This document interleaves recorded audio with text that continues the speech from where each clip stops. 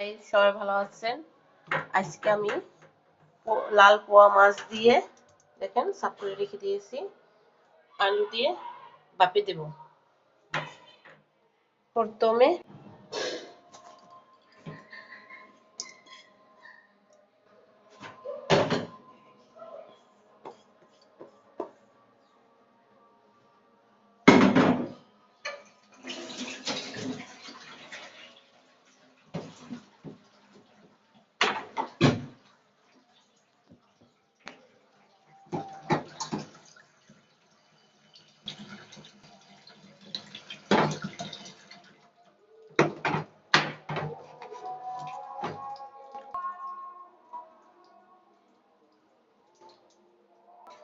লবণ দিয়ে দিয়েছি, দিয়ে দিতেছি সরিষা বাটা, দিয়ে দিতেছি কাঁচা লঙ্কা বাটা, দিয়ে দিতেছি সাদা তেল।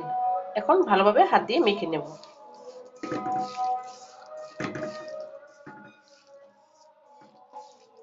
দেখেন মাখানো হয়ে গেছে।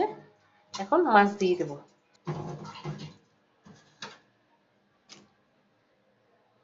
এখন মাছ দিয়েও ভালোভাবে মেখে নিতে আসছি।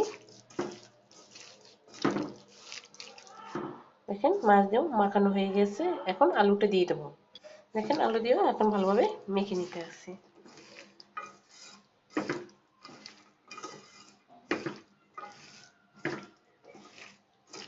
এরকম হাত দিয়ে ভালোভাবে মাখলে তরকারি খেতে অনেক মজা হয়।